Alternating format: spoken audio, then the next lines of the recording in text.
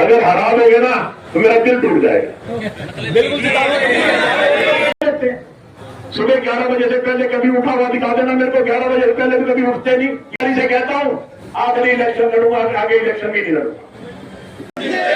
जीतेगा भाई जीतेगा, जीतेगा जीतेगा भाई जीतेगा, जीतेगा जीत गया भाई जीत गया, जीत गया भाई जीत गया, भारतीय जनता पार्टी जिंदाबाद जिंदाबाद जिंदाबाद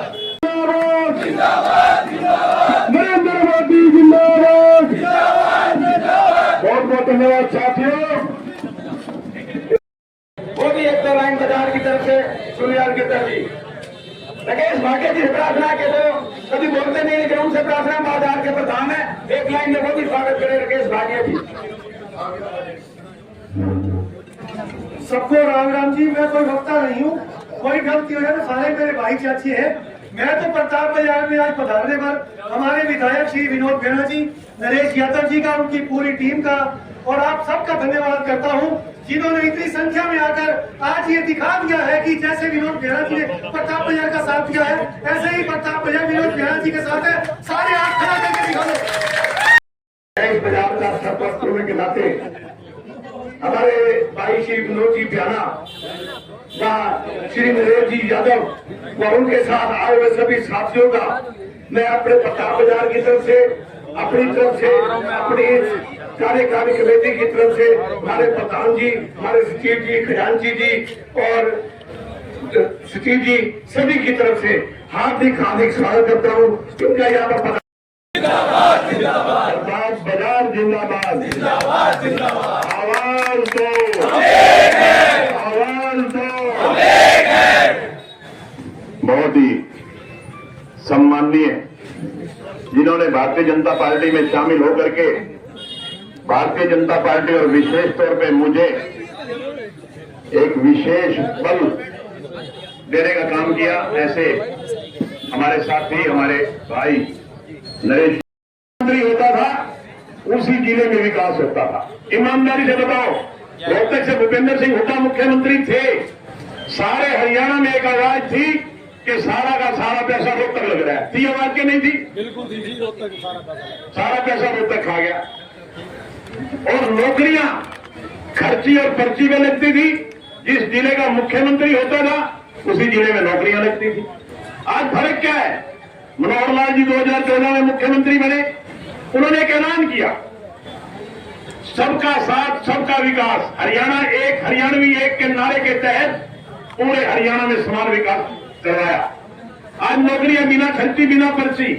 आप कोई वार्ड उठा करके देख लें, ऐसा कोई वार्ड नहीं होगा जिस वार्ड में 10, 20, 50, 10, 25, 30 नौकरियां ना लगी हो। और नौकरी लगने के लिए किसी एमएलए के पास नहीं जाना पड़ता, ना किसी का दरवाजा खटखटाना पड़ता है। अपनी काबिलियत के हिसाब से बिना खर्ची, बिना पर्ची अगर नौकरियां मिल रही है तो हरियाणा में मिल रही है। ये भारतीय जनता पार्टी की पॉलिसी है। बुजुर्गों और साथियों, वहां परिवारवाद चलता था, मतलब मैं मुख्यमंत्री या मेरा बेटा मुख्यमंत्री। साथियों, भूपेंद्र सिंह हुड्डा का तो एम ही यही है कि मैं किस तरह से मुख्यमंत्री बनूं। कोई और भावना नहीं, कोई और सोच नहीं, कोई और विजन नहीं, केवल और केवल एक बात है, भूपेंद्र सिंह हुड्डा मुख्यमंत्री कैसे बने। 10 साल से तड़प रहे हैं, 10 साल से कांग्रेस पार्टी में भूपेंद्र सिंह हुड्डा मुख्यमंत्री होते और उनको हाईकमांड आदेश दे देता कि हुड्डा साहब आप पीछे हट जाइए, हम किसी शहरी वर्ग के, किसी ओबीसी वर्ग के लड़के को मुख्यमंत्री बना देंगे, तो क्या भूपेंद्र सिंह हुड्डा इस्तीफा दे देते? ईमानदारी से बताओ। एक मुख्यमंत्री को देता, आधे हरियाणा के आग लगा देता। बिल्कुल सही बात है। रणदीप सिंह सुरजेवाला का नाम भी आता तो भी नहीं रहता, बहन शैलजा का नाम आ जाता तो भी नहीं रहता। चाहे कुछ करना पड़ता, मुख्यमंत्री की कुर्सी नहीं छोड़ता। मगर यहाँ देखिए सरकार, हमारी भारतीय जनता पार्टी की नीति, 1 सेकंड में कुर्सी छोड़ दी और नरेंद्र सिंह सैनी को मुख्यमंत्री बना दिया। साथियों, ईमानदारी से बोलो, खुली के नहीं खुली। हमारे पड़ोसी विधायक शिकायत करते थे, प्याना साहब आप क्या कर रहे हो, कैसे खुलवा रहे हो दुकानें, सारे हरियाणा में बंद पड़ी है। मगर भाई मैं तो खुलवाऊंगा, जो होगी मेरे साथ हो जाएगी। खुलवाई या नहीं खुलवाई? ईमानदारी से आपने जैसे कहा वैसे किया। आपने कहा हमारी 20 साल से सड़क नहीं बनी, आपकी सड़क बनवाई, हम आपके बीच में रहते। जब भी आप लोग मेरे पास कोई समस्या का लेकर के आए, मैंने थोड़ी तौर पे समस्या का समाधान किया। आपकी बिजली की तारें लटकी हुई थी, याद है कि नहीं याद? हर टाइम यूं लगता था पता नहीं किस टाइम क्या एक्सीडेंट हो जाए। एक एक चीज पे हमने ध्यान दिया, बड़ी बारीकी से ध्यान दे करके हर समस्या का समाधान करने का प्रयास किया। साथियों, एक तो मैं हूं आपके बीच में भारतीय जनता पार्टी का उम्मीदवार, मेरे को नरेंद्र मोदी ने भेजा, मेरे को मनोहर लाल ने भेजा, मेरे को नायब सिंह सैनी ने भेजा आपके बीच में। एक दूसरे उम्मीदवार जो भूपेंद्र सिंह हुड्डा से टिकट लेकर के आए हैं, उस व्यक्ति की टिकट लेकर के आए हैं जो हमें और हमारे समाज को वापिस भेजना चाहते हैं। साथियों, फैसला आपने करना है। अब मैं उनकी क्षमता की बात करता हूं जो कैंडिडेट मेरे मुकाबले में है। आप बाजार में रहने वाले, वो इसी बाजार में रहते हैं। सुबह 11 बजे से पहले कभी उठा हुआ दिखा देना मेरे को, 11 बजे से पहले भी कभी उठते नहीं। ईमानदारी की बात है, पूछ लेना जाके। और ईमानदारी से एक बात और बता दो, भगवान ना करे, होने वाला तो नहीं है, मैं कहता हूं भगवान ना करे वो विधायक बन जाए। जितनी बढ़िया ढंग से आपके हकों की लड़ाई विनोद विहाड़ा लड़ सकता है, क्या उतनी बढ़िया ढंग से राहुल मक्कड़ आपकी लड़ाई लड़ सकता है? बिल्कुल नहीं जी। साथियों, हमने हंसी को बर्बाद नहीं होने देना, मेरी हाथ जोड़ के रिक्वेस्ट है। बहुत मुश्किल से यहां शांति हुई है, ये शांति बहाल रहे, मेरा शहर खुशहाल रहे, मेरा व्यापारी आगे बढ़े, मेरे शहर का नाम चमके, मेरे शहर में विकास हो, मेरी ये इच्छा है। ईमानदारी से कहता हूं, आखिरी इलेक्शन लड़ूंगा, आगे इलेक्शन भी नहीं लड़ूंगा। जब कभी भी सामाजिक सेवा के तौर पे आप मेरे को बुलाओगे, मैं आपके बीच में रहूंगा। विनोद विहाड़ा जिंदाबाद, जिंदाबाद, जिंदाबाद। भाई, अगर हरा दोगे ना तो मेरा दिल टूट जाएगा। बिल्कुल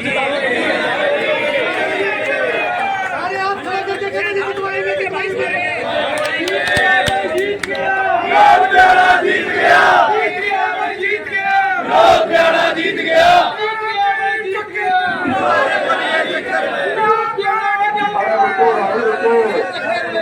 अरे रुको, ये जिक्र क्या कर दिया? चुनाव तो जीत रहे, लीड का साल है एक तो। सच्चाई ये है, आज दुकानदार भाई बैठे हो, इतना आंतक था हंसी में, इतना भय का माहौल था। दुकानदार जाके थोक की दुकान से रोहतक में, दिल्ली में जब सामान खरीदने जाता था, माल खरीदना जाता था, वो आपको माल ही नहीं देते थे उधारा, क्योंकि पता नहीं कब कोई क्या इंसिडेंस हो जाए।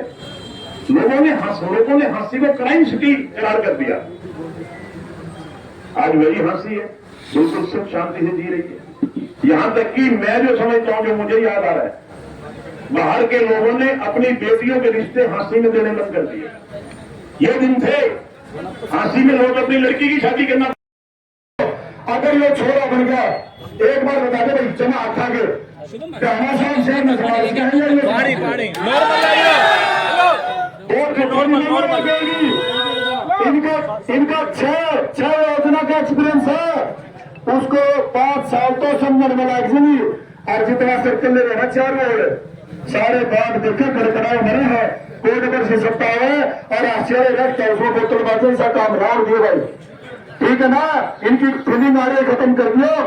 साथियों, यहाँ पर उपस्थित मेरे पिता तुल्य बुजुर्गों, नौजवान साथियों, मैं सबसे पहले तो आपको बताना चाहूंगा, ये प्रताप बाजार जो है ना, ये हमारी रीढ़ की हड्डी है।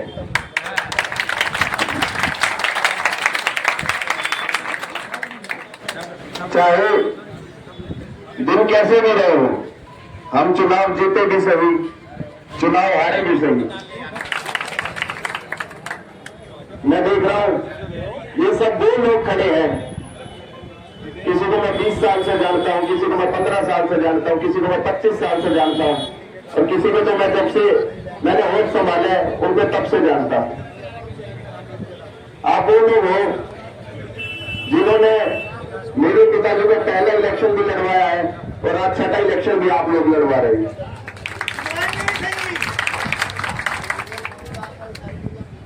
आप वो लोग हो जिन्होंने कंधे में कंधा मिलाकर हमारे अच्छे दिनों में हमारे बुरे दिनों में हमेशा हमारे साथ खड़े रहे।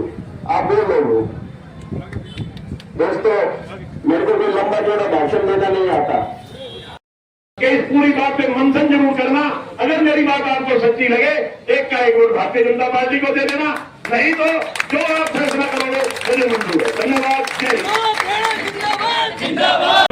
ड्रीम प्रोजेक्ट क्या रहेगा आपका हांसी जिला को छोड़कर?